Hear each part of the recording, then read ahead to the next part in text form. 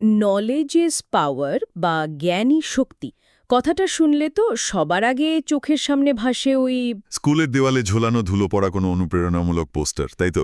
একদম মানে আমরা তো এভাবেই দেখে অভ্যস্ত কিন্তু এই বিখ্যাত প্রবাদটি যিনি তৈরি করেছিলেন তিনি কিন্তু জ্ঞানকে মোটেও কোনো আধ্যাত্মিক বা ওই মোটিভেশনাল বাণী হিসেবে দেখেননি। আসলে তার কাছে জ্ঞান ছিল আক্ষরিক অর্থেই একটা অস্ত্র। ঠিক, বাস্তব জগৎকে নিজের হাতের মুঠোয় আনার একটা নির্মম নিখুঁত অপারেটিং ম্যানুয়াল বলা যায়। বিষয়টা কিন্তু আমাদের সাধারণ চিন্তাধারার একদম বিপরীত। মানে আমরা সাধারণত জ্ঞান অর্জনকে একটা খুব পবিত্র বা বিমূর্ত সাধনা হিসেবে ধরি।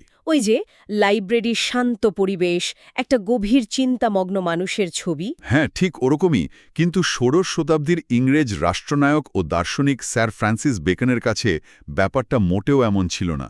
তিনি জ্ঞানকে দেখতেন সমাজকে হ্যাক করার বা বলা যায় পুরোপুরি অপটিমাইজ করার একটা টুল হিসেবে। আজকের এই গভীর আলোচনায় আমরা ঠিক এই বিষয়টাই এক্সপ্লোর করব।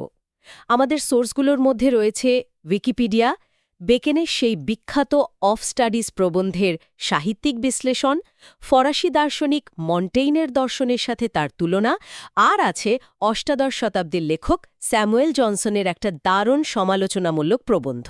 আর আমাদের মূল লক্ষ্য হল ষোড়শ শতাব্দীর একজন রাষ্ট্রনায়কের চিন্তাগুলো আজকের এই ইনফরমেশন ওভারলোডের যুগে আমাদের কিভাবে সাহায্য করতে পারে সেটা বের করা। আমি যখন সোর্সগুলো পড়ছিলাম, বিশেষ করে মন্টেনের সাথে বেকেনের তুলনাটা, একটা জিনিস খুব পরিষ্কার হয়ে গেল।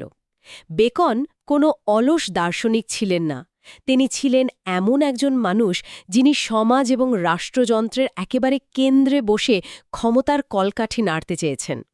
রেনেসা যুগের প্রেক্ষাপটে বেকনের এই অবস্থানটা বুঝতে হলে প্রথমে আধুনিক প্রবন্ধের জন্মস্থান থেকে একটু শুরু করা দরকার। 1597 সালে বেকন তার প্রবন্ধের প্রথম সংকলন প্রকাশ করেন, যেটা পরে 1612 এবং 1625 সালে আরও বড় আকারে প্রকাশিত হয়, তাই না? হ্যাঁ, একদম। কিন্তু প্রবন্ধ জিনিসটা তো তিনি আবিষ্কার করেননি। এই কৃতিত্বটা কিন্তু যায় ফরাসি দার্শনিক মিশেল দে মন্টেনের কাছে। রাইট। মজার ব্যাপার হলো মন্টেন এবং বেকন একই ফরম্যাট ব্যবহার করলেও, মানে প্রবন্ধ লিখলেও, তাদের উদ্দেশ্য ছিল সম্পূর্ণ বিপরীত। মন্টেনের পুরো ব্যাপারটাই তো ছিল আমি, মানে নিজের ভেতরের জগৎ নিয়ে পড়ে থাকা। তার একটা বিখ্যাত প্রশ্ন ছিল ফরাসিতে কেসে, যার অর্থ হল আমি কি জানি। তিনি যেন বর্তমান যুগের একজন মাইন্ডফুলনেস গুরুর মতো ছিলেন। হ্যাঁ, সেলফ জার্নালিং গুরুর মতো আর কি।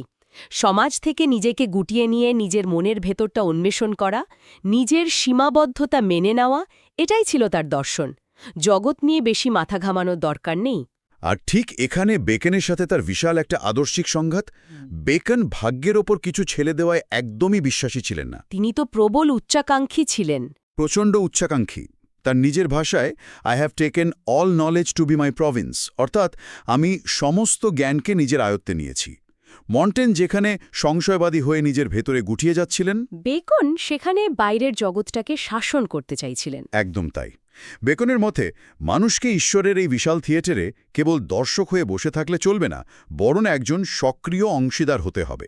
মানে মন্টেন যদি হন পাহাড়ের চূড়ায় বসে থাকা একজন শান্ত মাইন্ডফুলনেস গুরু, তবে বেকন হলেন সিলিকন ভ্যালির একজন চরম উচ্চাকাঙ্ক্ষী সিইও। ওয়াও, এই অ্যানালজিটা দারুণ, তাই না?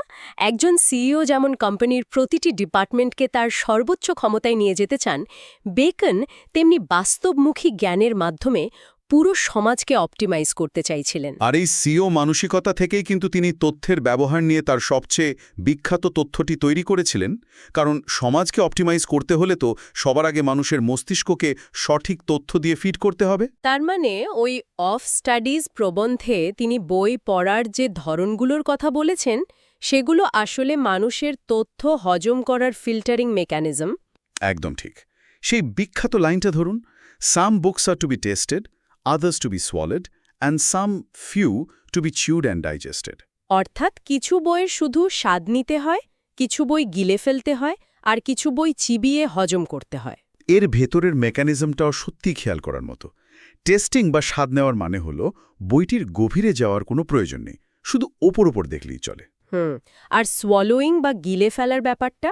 গিলে ফেলার মানে হলো এই বইগুলোতে এমন কিছু তথ্য থাকে যা আপনাকে বিনা প্রশ্নে গ্রহণ করতে হবে। যেমন ধরুন বিজ্ঞানের কোনো সূত্র, অথবা কোনো ঐতিহাসিক ঘটনা, বা কোনো ধরনের একটা বিশেষ ধারণা। এই তথ্যগুলো যদি আপনি গিলে ফেলতে পারেন, তাহলে আপনি মহাকর্ষ বলের নিয়ম। এখানে বিশ্লেষণ করার কিছু নেই, শুধু জেনে রাখতে হয়। আচ্ছা। আর চুইং অ্যান্ড ডাইজেস্টিং হলো সেই বইগুলো যা আপনাকে ধীরে ধীরে পড়তে হবে, কারণ এর ধারণাগুলো আপনার চিন্তার জগৎকে বদলে দেবে। চিবিয়ে হজম করা খাবার যেমন শরীরের অংশে পরিণত হয়, গভীর দর্শনও তেমনি মানুষের সত্তার অংশে পরিণত হয়। আমরা যদি আজকের দিনের ইনফরমেশন ওভারলোডের কথা চিন্তা করি, এই ফিল্টারিং মেকানিজমটা কিন্তু হুবহু মিলে যায়। কিভাবে? ধরুন সোশ্যাল মিডিয়ার নিউজ ফিড স্ক্রোল করা বা শুধু হেডলাইন পড়া, এটা হলো টেস্টিং। আমরা জাস্ট স্বাদ নিচ্ছি, কিন্তু ভেতরে ঢোকার কোনো দরকার নেই।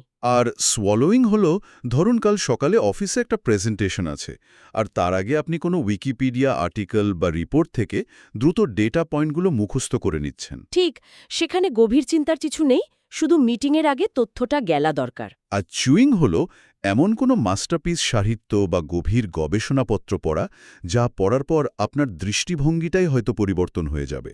বেকন এই ফিল্টারিংয়ের পাশাপাশি পড়াশোনার 3টে প্র্যাকটিক্যাল উদ্দেশ্যের কথাও কিন্তু বলেছেন। হ্যাঁ, একাকিত্বে, নিজের আনন্দের জন্য, রাইট। এবং অন্যদের সাথে কথোপকথন বা আলোচনায় নিজের জ্ঞানকে অলংকার হিসেবে ব্যবহার করার জন্য। আর সবচেয়ে গুরুত্বপূর্ণ হল বাস্তব, ব্যবসায়িক ও আইনি সিদ্ধান্ত নেওয়ার ক্ষমতা বা অ্যাবিলিটি বৃদ্ধি করার জন্য। কিন্তু এখানেই তো একটা বড় সমস্যা তৈরি হয়, মানে শুধু বই পড়লেই তো আর কেউ দক্ষ হয়ে ওঠে না। সেটা ঠিক। ওই সিইও উপমায় যদি আবার ফিরে যাই, একজন সিইও যদি শুধু একা ঘরের দরজা বন্ধ করে দিনের পর দিন কোম্পানির রিপোর্ট পড়েন, কিন্তু তার বোর্ডের সদস্যদের সাথে কোনো আলোচনা না করেন, তবে তো তিনি বাস্তব পরিস্থিতি থেকে পুরোপুরি বিচ্ছিন্ন হয়ে পড়বেন। আর ঠিক এই জায়গাটিতেই অষ্টাদশ শতাব্দীর ইংরেজ লেখক স্যামুয়েল জনসন তার ১৭৫৩ সালের প্রবন্ধ দ্য অ্যাডভেঞ্চারারে একটা দুর্দান্ত সমালোচনা যোগ করেছেন। বেকেনের একটা বিখ্যাত সূত্র আছে, reading makes a full man, conference a ready man, and writing an exact man.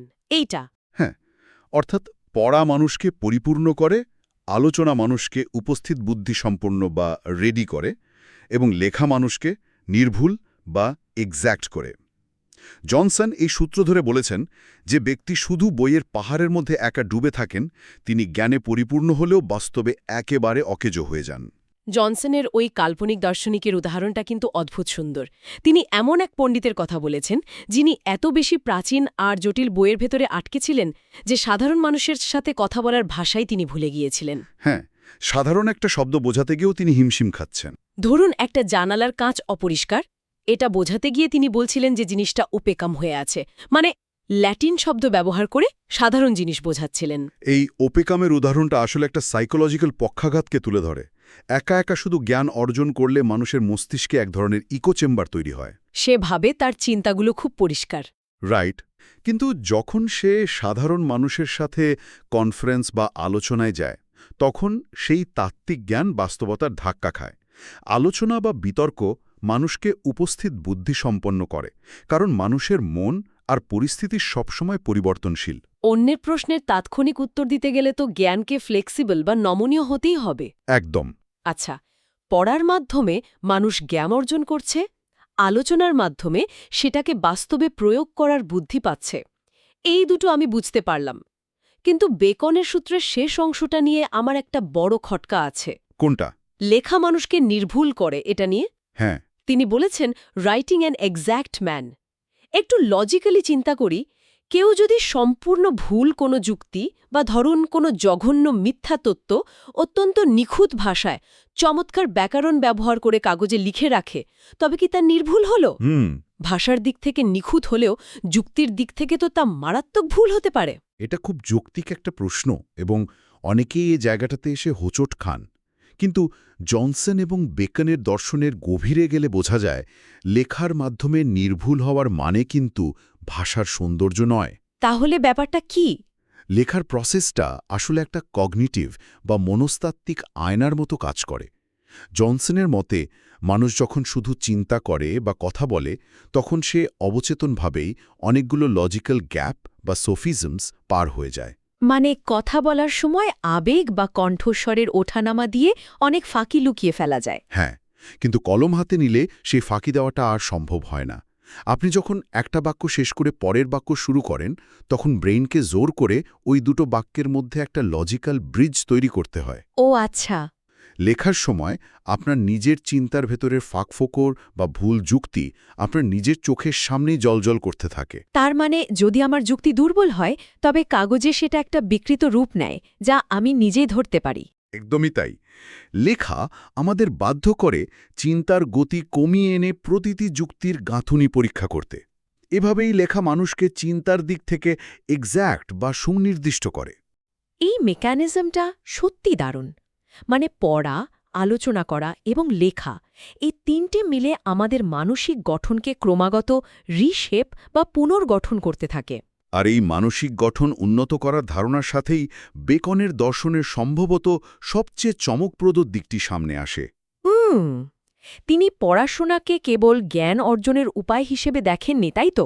না, তিনি একে এক ধরনের চিকিৎসা হিসেবে দেখেছেন। একটা ল্যাটিন প্রবাদ আছে, অ্যাবিয়ন্ড স্টুডিয়া ইন মোরেজ, বা পড়াশোনা মানুষের চরিত্র ও অভ্যাসে রূপান্তরিত হয়। এটি তার মূল ভিত্তি।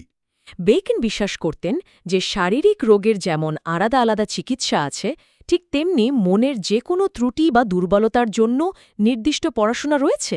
হ্যাঁ, তিনি বলেছেন পাথরের সমস্যার জন্য বোলিং ভালো, ফুসফুসের জন্য তীরন্দাজি ভালো। থেরাপি বা মস্তিষ্কের ফিজিওথেরাপির সাথে তুলনা করতে পারি। দারুণ বলেছেন। যেমন ধরুন, কেউ জিমে গিয়ে নির্দিষ্ট কোনো পেশি শক্তিশালী করার জন্য নির্দিষ্ট ওয়েট লিফটিং করে, বেকনের মতে পড়াশোনাও হলো মনের নির্দিষ্ট পেশির টার্গেটেড ব্যায়াম। এই অ্যানালজিটা একদম নিখুঁত। ধরুন কারো মন খুব বেশি বিক্ষিপ্ত থাকে, সে কোনো কিছুতেই ফোকাস ধরে রাখতে পারে না। বেকনের প্রেসক্রিপশন হলো তাকে গণিত পড়তে হবে। গণিত কেন? কারণ গণিত পড়ার একটা নিজস্ব মনস্তাত্ত্বিক মেকানিজম আছে। আপনি যখন কোনো জটিল অঙ্কের সমাধান করছেন, আপনার মনোযোগ যদি 1 সেকেন্ডের জন্য এদিক ওদিক হয়, তবে পুরো অঙ্কটাই ভুল হয়ে যাবে। তখন বাধ্য হয়ে আবার একেবারে প্রথম লাইন থেকে শুরু করতে হবে। ঠিক, ব্রেনকে এই যে বারবার শূন্য থেকে শুরু করার শাস্তি দেওয়া, এটাই তাকে একসময় ফোকাস ধরে রাখতে বাধ্য করে। বাপরে, এটা তো রীতিমতো ব্রেনকে ট্রেনিং দেওয়া। আবার ধরুন, কোনো মানুষ দুটো বিষয়ের মধ্যে পার্থক্য ধরতে পারে না, সবকিছুই তার কাছে একই রকম মনে হয়। হ্যাঁ, তখন বেকেন বলছেন এই মানুষের উচিত স্কুলেমেন বা মধ্যযুগের স্কলাস্টিক দার্শনিকদের লেখাপড়া। কিন্তু কেন? ওই দার্শনিকরা তো দিনের পর দিন বসে শুধু তর্ক করত যে একটা সূচের মাথায় কতজন ফেরেশতা বসতে পারে। এই অদ্ভুত লেখা পড়ে বাস্তবে কি লাভ? বেকন এদেরকে বলেছেন সিমিনি সেক্টরেস, বা যারা একটি জিরার দানাকেও চুলচেরা বিশ্লেষণ করে দুভাগ করতে পারে। এই চুলচেরা বিশ্লেষণকারী লেখাপড়ার সাইকোলজিক্যাল উদ্দেশ্যটা হল ব্রেনকে হাইপার স্পেসিফিক হতে শেখানো। মানে আপনি যখন পাতার পর পাতা ধরে অত্যন্ত সূক্ষ্ম আর প্রায় অদৃশ্য পার্থক্য নিয়ে যুক্তি পড়া প্র্যাকটিস করবেন, তখন বাস্তব জীবনে আপনার ব্রেন স্বয়ংক্রিয়ভাবেই যে কোনো চুক্তির ফাঁকফোকর বা কথার মারপ্যাচ ধরতে পারবে।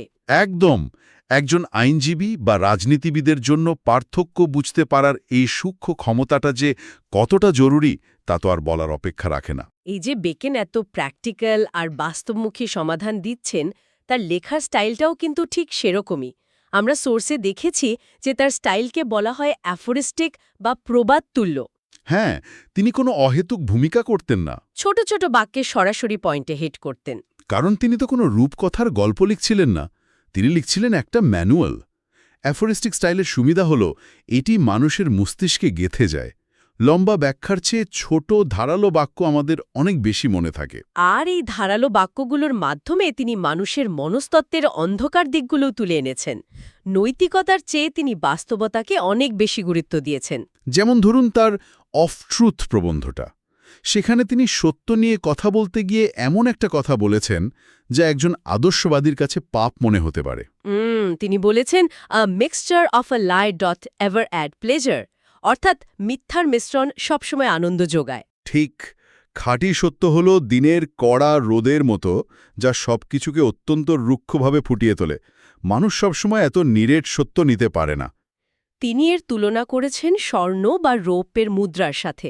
খাঁটি সোনায় যেমন মজবুত গহনা তৈরি হয় না, তাকে টেকসই করতে গেলে তাতে খাদ মেশাতে হয়। মানব সমাজও ঠিক একইভাবে কাজ করে। একেবারে নিরেট সত্য অনেক সময় সমাজকে অস্থিতিশীল করে তোলে। সেখানে কল্পনার বা মিথ্যার একটু খাদ মেশালে তা মানুষের জন্য হজম করা সহজ হয়। আবার অফ রিভেঞ্জ বা প্রতিশোধ নিয়ে লেখা প্রবন্ধেও একই বাস্তববাদী সুর। তিনি প্রতিশোধকে বলেছেন ওয়াইল্ড কাইন্ড অফ জাস্টিস বা এক ধরনের বন্য ন্যায় বিচার। তিনি কিন্তু প্রতিশোধকে সম্পূর্ণ অনৈতিক বলে বাতিল করে দেননি। কারণ তিনি জানতেন মানুষের ভেতরেই প্রবৃত্তিটা আছে।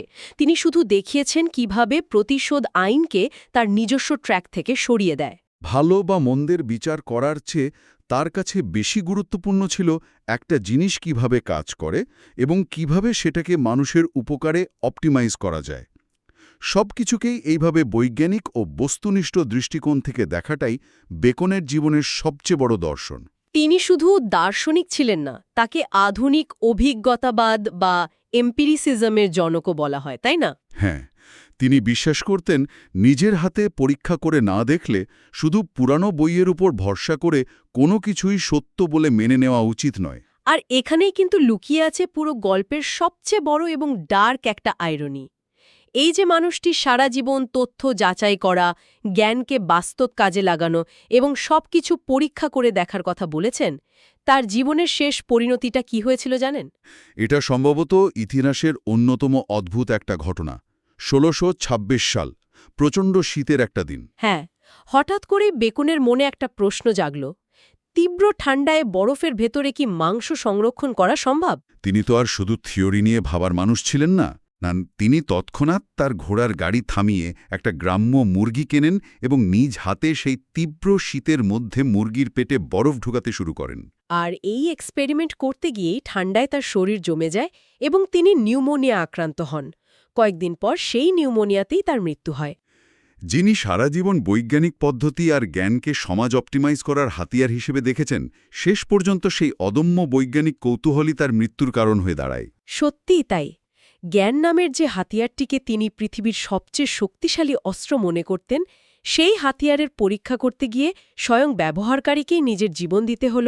একটা তথ্য যাচাই করার জন্য নিজের জীবন বাজি রাখা, এর চেয়ে বড় মূল্য আর কি হতে পারে? জ্ঞানান্বেষণের এই চরম পরিণতি আমাদের এই প্রশ্নটাই দিয়ে যায়, আমরা কি সত্যি জ্ঞানকে নিয়ন্ত্রণ করি, নাকি জ্ঞানই শেষ পর্যন্ত আমাদের নিয়ন্ত্রণ করে? এই গভীর প্রশ্নটি আমাদের সবার চিন্তার জগতে ঘুরপাক থাক। আজকের এই আলোচনা এখানেই শেষ করছি।